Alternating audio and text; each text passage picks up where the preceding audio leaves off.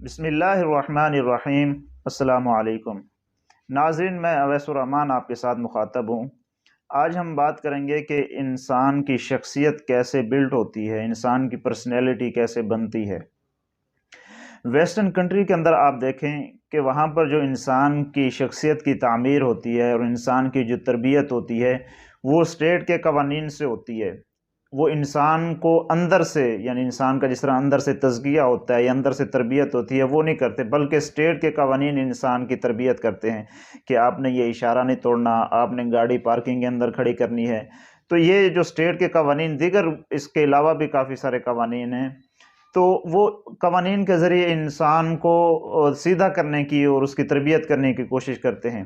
جبکہ جو Islamic school of thought ہے، اسلامک جو پوائنٹ آف ویو ہے یا اسلامی جو تعلیمات ہیں، وہ انسان کی اندر سے تربیت کرتے ہیں کہ انسان کا اندر پاک صاف ہونا چاہیے، انسان کے دل میں اللہ کا خوف اور ڈر ہونا چاہیے کہ جس سے مغرب اس بہت بڑی نعمت سے محروم ہے۔ اللہ کے نبی صلی اللہ علیہ وسلم فرماتے ہیں کہ اتقوا اللہ حیث ما کنتم، کہ تم جہاں پر بھی ہو، جس حالت میں بھی ہو، جس جگہ پر بھی ہو، ہمیشہ اللہ سے ڈر کر اپنی زندگی گزارو۔ تو یہ ایک ایسی تربیت کا انداز ہے کہ جو انسان کو اندر سے پاک اور صاف کرتا ہے۔ قرآن پاک کے اندر اللہ تعالیٰ نے انسان کی 3 طرح کی پرسنالٹی ذکر کی ہے۔ انسان کے جو اندر کے خیالات اور جذبات ہوتے ہیں یا جو انسان کے نظریات ہوتے ہیں، وہ انسان کی شخصیت کے اوپر اثر انداز ہوتے ہیں۔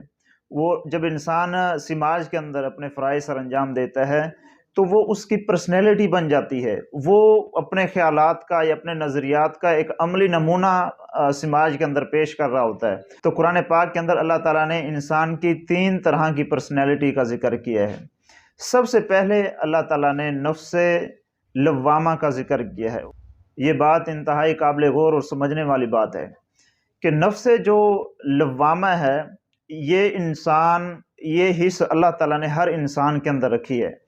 کہ جب بھی انسان غلط کام کا سوچتا ہے یا غلط کام کرنے لگتا ہے تو یہ احساس، یہ الارم، یہ اللہ تعالیٰ نے جو اندر ایک کیفیت پیدا کی ہے ہر انسان کے اندر، یہ جاگ اٹھتی ہے اور انسان کو روکنے کی کوشش کرتی ہے کہ تم جو یہ کام کرنے لگے ہو یا یہ کام جس کا تم سوچ رہے ہو، یہ تمہارے لیے ٹھیک نہیں ہے، یہ تمہیں ایک غلط ڈائریکشن کی طرف لے کر جائے گا، غلط راستے کی طرف لے کر جائے گا۔ تو یہ حص اللہ تعالیٰ نے ہر انسان کے اندر رکھی ہے کہ جو انسان کو اندر سے تنبیہ کرتی ہے اور روکنے کی کوشش کرتی ہے کہ تم گناہ کا کام کرنے لگے ہو۔ دوسری قسم اللہ تعالیٰ نے نفس مطمئنہ کی ذکر کی ہے۔ قرآن پاک کے اندر اللہ تعالیٰ فرماتے ہیں آخری پارے میں، یا ایتھا النفس المطمئنہ ارجعی الی ربک راضیۃ مرضیہ۔ یہ جو انسان کی نفس مطمئنہ والی جو پرسنالٹی ہے نا، اس کو اللہ تعالیٰ بہت زیادہ پسند کرتے ہیں۔ جب انسان نفس مطمئنہ کے لیول تک پہنچ جاتا ہے تو اس کی ہر ادا انسان کی اللہ تعالیٰ کو بڑی محبوب لگتی ہے۔ زندگی کے اندر آپ دیکھیں کہ کوئی اسٹوڈنٹس اچھے مارکس لے لیتا ہے یا اچھی ڈگری حاصل کر لیتا ہے تو اس کو بہت زیادہ خوشی ہوتی ہے۔ اسی طرح اگر وہ گیم کھیل رہا ہے، گیم جیت گیا ہے یا اس نے کوئی گول کر دیا ہے تو انسان کو بہت زیادہ خوشی ہوتی ہے، لیکن یہ خوشی عارضی ہوتی ہے، وقتی ہوتی ہے، مستقل خوشی نہیں ہوتی۔ نفس جو مطمئنہ ہوتی ہے، اس سے جو انسان کو خوشی ملتی ہے، اس سے جو انسان کو دلی اطمینان ملتا ہے، وہ ہمیشہ اور مستقل ہوتا ہے۔ اور یہ خوشی اس وقت انسان کو بہت زیادہ ہوتی ہے جب انسان اپنے جو اعمال ہیں یا اپنا جو کردار ہے یا اپنا جو کریکٹر ہے اس سے دوسروں کو فائدہ پہنچاتا ہے، اور پھر اس کا جو مقصد ہوتا ہے وہ اللہ کی رضا ہوتا ہے۔ آپ کسی ضرورت مند کی ضرورت پوری کرتے ہیں، کسی کو قرضے کی ضرورت ہے، آپ اس کے لیے مالی تعاون کا بندوبست کر دیتے ہیں، آپ کسی کی بیمار پرسی کے لیے جاتے ہیں یا کسی کی بھی آپ کسی بھی طرح کی ہیلپ کرتے ہیں اور مقصد آپ کا اللہ کی رضا ہوتا ہے، تو یہ جو انسان کو خوشی ملتی ہے نا، اس خوشی کا دنیا کے اندر کوئی بھی نعم البدل نہیں ہے۔ آپ کبھی بھی کوئی رفاع عامہ کا کام کر کے دیکھ لیں، خدمت خلق کا کام کر کے دیکھ لیں اللہ کی رضا کی خاطر، تو آپ دیکھیے گا کہ وہ خوشی آپ کو دنیا کے کسی اور کونے میں نہیں ملے گی۔ جو خوشی رفاع عامہ میں اور خدمت خلق میں اور دوسروں کو فائدہ پہنچانے میں انسان کو ملتی ہے۔ تو جب بندہ مستقل اللہ کی رضا کی خاطر لوگوں کی خدمت کرتا ہے اور اللہ کے بھی حقوق ادا کرتا ہے اور حقوق العباد کا بھی خیال رکھتا ہے، تو انسان ایسا نفس مطمئنہ کے स्टेप पर पहुंच जाता है और फिर उसकी हर हर अदा अल्लाह ताला को बहुत ज़्यादा पसंद आती है, और अल्लाह ताला फिर खुद ऐसे इंसान को खुशखबरी सुनाते हैं कि मैं तुमसे राज़ी हूँ, तुम मेरी जन्नत में दाखिल हो जाओ, और ये इंसान के लिए बहुत बड़ा एक एजाज़ है। तीसरा, अल्लाह ताला ने नफ्स अम्मारा का जिक्र किया है सूरत यूसुफ के अंदर, कि नफ्स अम्मारा इंसान को गुनाहों पर उभारता है। और ये जो नफ्स है इंसान का, अगर इंसान स्टार्टिंग के अंदर इसको कंट्रोल कर लेता है और इसको अपना ग़ुलाम बना लेता है और इसको अपने मतहत लेकर चलता है, तो फिर इंसान की ज़िंदगी ठीक रहती है। अगर यही नफ्स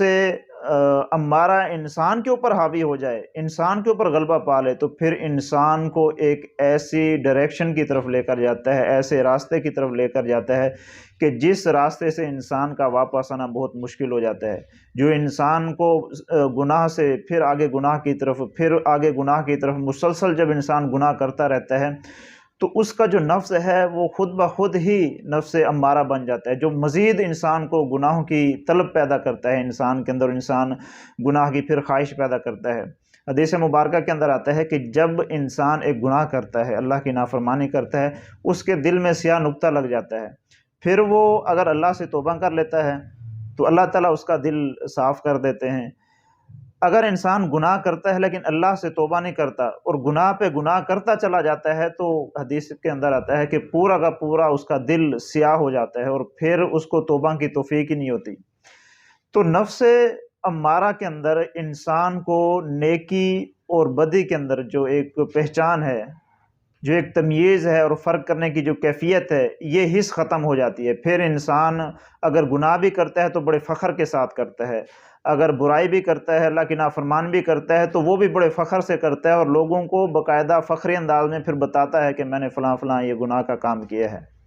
तो इंसान की जो अच्छी पर्सनैलिटी बनती है वो नफ्स मुतमइन्ना से बनती है। आप नेकी के काम मुस्तकिल मिजाजी के साथ थोड़ा थोड़ा करते रहें, ऐसा ऐसा आपका जो दिल है, जो आपका नफ्स है, वो नफ्स मुतमइन्ना तक पहुंच जाएगा। और कल क़यामत वाले दिन यही खुश नसीब लोग होंगे जिन्होंने अपनी सारी ज़िंदगी अल्लाह की फरमाबरदारी में गुजारी होगी और अल्लाह ताला इनको कहेगा कि मैं आज तुमसे राज़ी हूँ, तुम मेरी रहमत के साथ जन्नत में दाखिल हो जाओ। तो अल्लाह ताला हमें भी उन खुश नसीब लोगों में शामिल करे। वस्सलाम।